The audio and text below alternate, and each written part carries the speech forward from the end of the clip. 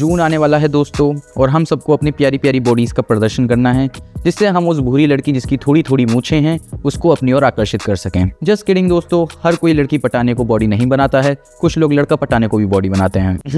Why are you gay? I mean, कुछ लोग अपनी लिमिट्स टेस्ट करने को भी बॉडी बनाते हैं, या फिर हो सकता है आपको बस थोड़ा वजन कम करना हो, आप थोड़े हैवियर साइड पर हो, गोल आपका कुछ भी हो। इस वीडियो में आपको वो सारे टूल्स मिलने वाले हैं जो आपको हेल्प करेंगे अपने फैट लॉस फेस को डिजाइन करने में। Welcome to the fallen giant channel दोस्तों, and today we are discussing how to design your fat loss face.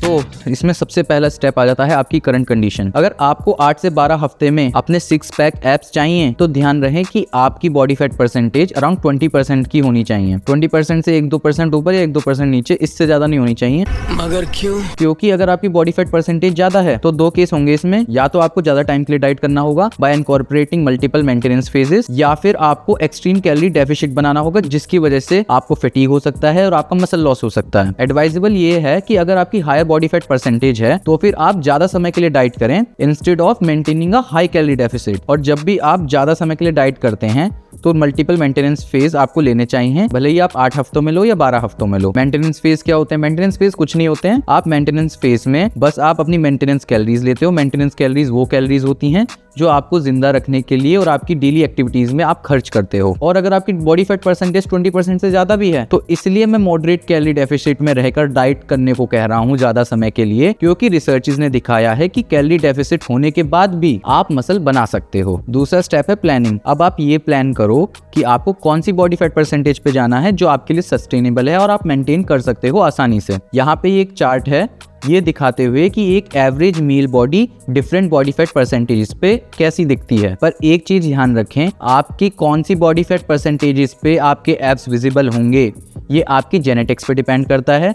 और अगर आप अपनी मेजॉरिटी ऑफ लाइफ टाइम में मोटे रहे हो, बहुत ज्यादा फैटी रहे हो, तो आपको लोअर बॉडी फैट परसेंटेजेस पे जाना पड़ेगा to make your abs visible. और इसमें आपके जेनेटिक्स का भी रोल है। जैसे कि हम रॉक के केस में देख सकते हैं कि उनकी बॉडी फैट परसेंटेज 10 और 8% होने के बावजूद भी उनके 6 पैक एब्स नहीं दिखते हैं। और इसमें वाटर रिटेंशन का भी रोल आ जाता है, लेकिन इतना ज्यादा नहीं आएगा अगर आप कंसिस्टेंटली ट्रेन करते हो, कंसिस्टेंटली डाइट पे रहते हो। और अपनी target body fat percentage decide करने के बाद अपनी करंट बॉडी फैट परसेंटेज से उसे माइनस करो और जो आपका करंट बॉडी वेट है उसमें मल्टीप्लाई करो। जो आंसर आएगा इन केजीज वो आपको वजन लूज करना है। अगर आप बल्क कर रहे हो या फिर मेंटेन कर रहे हो वेट बहुत टाइम से, तो आपकी बॉडी वाटर रिटेन कर रही होती है। इस केस में आप एक सैंपल डाइट पे रहकर, सैंपल कैलोरी डेफिसिट डाइट में रहकर अपना वाटर रिटेंशन लूज करो और फिर ये डिफरेंस लेकर फिर उस वेट से मल्टीप्लाई करो। जो आंसर आएगा उतना वेट आपको लूज करना है। और ये पता लगाने के बाद कि आपको कितना वजन लूज करना है, इसे 7700 से मल्टीप्लाई करो और जितने दिन आप डाइट करने वाले हो उतने नंबर ऑफ दिनों से उसे मल्टीप्लाई कर दो। जैसे कि अगर आप 8 हफ्ते डाइट करोगे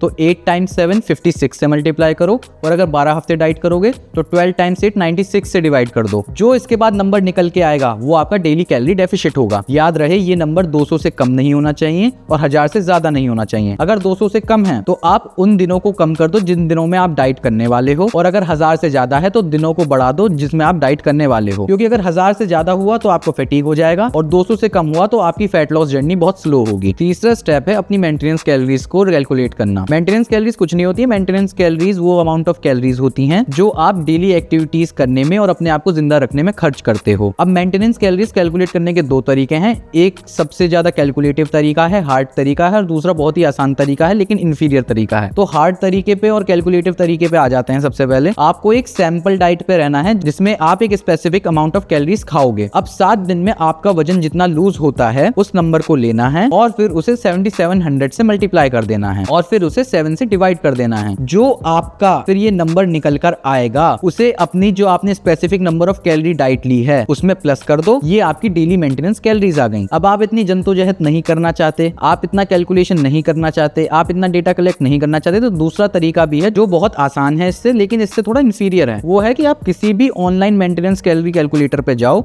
उस पे अपनी बॉडी डायमेंशंस और अपनी एज डाल दो। उसे डालने के बाद अपने डेली एक्टिविटी लेवल के हिसाब से वो आपको एक एस्टिमेट दे देगा कि आपकी भैया इतनी कैलोरीज खर्च हो रही होंगी। देखिए इस तरीके से कैलकुलेट करने से मेंटेनेंस कैलोरीज को आपको ये डाउनसाइड रहेगी कि आपको अपने डिजायर्ड रिजल्ट डिजायर्ड टाइम में नहीं मिलेंगे। बाकी इसकी कोई डाउनसाइड नहीं है। अगर आपके पास पेशेंस है तो आप इस तरीके से भी अपना वेट लॉस कर सकते हो। हो। चौथा स्टेप है ट्रेनिंग। देखिए आपको लो वेट हाई रैप ट्रेनिंग करनी चाहिए कटिंग में, जैसा कि हमारी पुरानी वीडियोस में बताया गया है। हालांकि आप पीरियोडिकली हैवी वेट भी उठा सकते हो, ऐसी इसमें कोई हार्ड एंड फास्ट रूल नहीं है, लेकिन आपके एनर्जी लेवल्स डाउन रहेंगे तो एडवाइजेबल यही है कि भाई आप हाई रैप लो वेट ट्रेनिंग करो, जिससे आपको इंजरी ना हो। इसके साथ ही साथ आप हाई इंटेंसिटी कार्डियो भी करो time to time to maintain your cardiovascular health, not for burning calories. क्योंकि अगर आप इसे डेली करोगे और as a major calorie burning activity करोगे तो फिर आपको सिस्टमैटिक फटीग हो जाएगा, मेंटल फटीग हो जाएगा और आपकी डाइटिंग सक्सेसफुल नहीं हो पाएगी। और वॉकिंग जैसे लो इंटेंसिटी कार्डियो को अपना डेली और मेजर कैलोरी बर्निंग एक्टिविटी बनाओ। Start with 10,000 steps per day,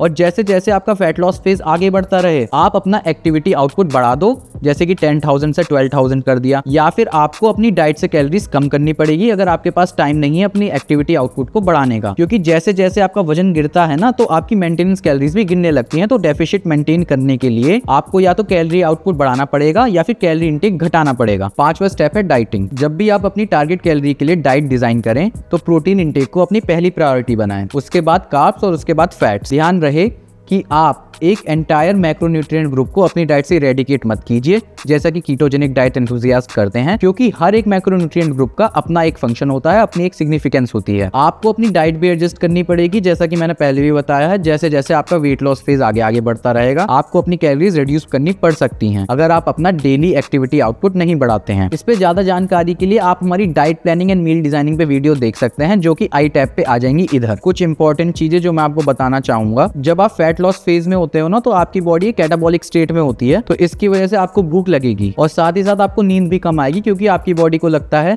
अबे कुछ खा ले, अबे मर जाएगा, यू तो मर जाएगा, अबे कुछ खा ले। तो आपको सोने नहीं देगी, क्योंकि उसको लगता है कि आप मरने वाले हो। उसको नहीं पता ना कि आप ऐसे एक वर्ल्ड में रहते हो कि जहां पर आपका रात को भी मन करे तो आप ईट श्योर कर सकते हो, जोमेटो कर सकते हो, अपना पेट भर सकते हो, लाला बन सकते हो, ठीक है। तो वो आपको इसलिए जगाएगी। दूसरी चीज ये है कि अगर किसी भी पॉइंट पर आपको लगता है कि भाई मेरे से नहीं हो रहा, मैं तो नहीं कर पाऊंगा, ठीक है, और आप खाना शुरू कर देते हो, ये मत करना। थोड़ा ब्रेन को समझाओ अपने कि नहीं भाई थोड़ा बस मेरे को फटीग हो गया है, और एक हफ्ते का मेंटेनेंस फेज ले लो आराम से, कोई जल्दबाजी नहीं, आराम से मेंटेनेंस फेज ले लो, ठीक है। एक हफ्ते बाद आपके एप्स आ जाएंगे, एक हफ्ते बाद वो बुरी लड़की मूंछों वाली आपको पसंद करेगी, लेकिन एक मेंटेनेंस फेज ले लो जिसमें आप मेंटेनेंस कैलोरीज पे खाओगे। और तीसरी चीज ये है कि भैया देखो, चीट मील जितने कम हो सके उतने कम लेना, और मैं तो ये कहूंगा कि चीट मील की कैलोरीज ऐसे रखना कि आप या तो नियर मेंटेनेंस कैलोरीज खाओ उसे, ठीक है, या फिर मेंटेनेंस से कम ही रहे चीट मील खाने के बाद भी। आपका जो नेट कैलोरिक इंटेक हो, ज्यादा टेस्टी फूड खाने की जरूरत नहीं है अपनी कटिंग डाइट में, क्योंकि जितना टेस्टी खाओगे उतना आपका ज्यादा खाने का मन करेगा और आपकी फैट लॉस डाइट फेल हो सकती है। ध्यान रहे, अगर आपका वेट प्लेटो हो रहा है तो आप कहीं ना कहीं गलती कर रहे हो, क्योंकि थर्मोडायनेमिक्स है। अगर आप कम खाओगे तो आपका वेट लॉस होगा। ये नहीं कि भाई मैंने कैलोरी भी कैलकुलेट कर ली, मेरा एक्टिविटी आउटपुट भी इतना है, तब भी मेरा वेट लॉस नहीं हो रहा। नहीं, आप कहीं ना कहीं चूक कर रहे हो।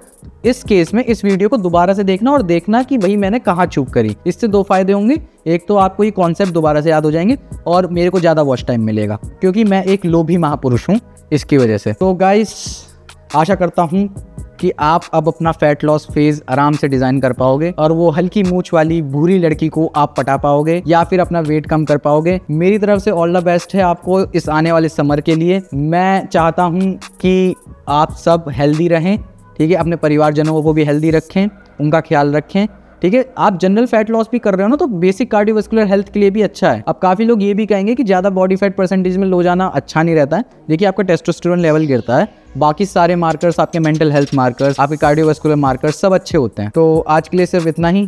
कैमरे के पीछे चेतन जी बैठे हैं, वो आपको हाई कर रहे हैं, ठीक है। मिलते हैं नेक्स्ट वीडियो में, तब तक के लिए सायोनारा।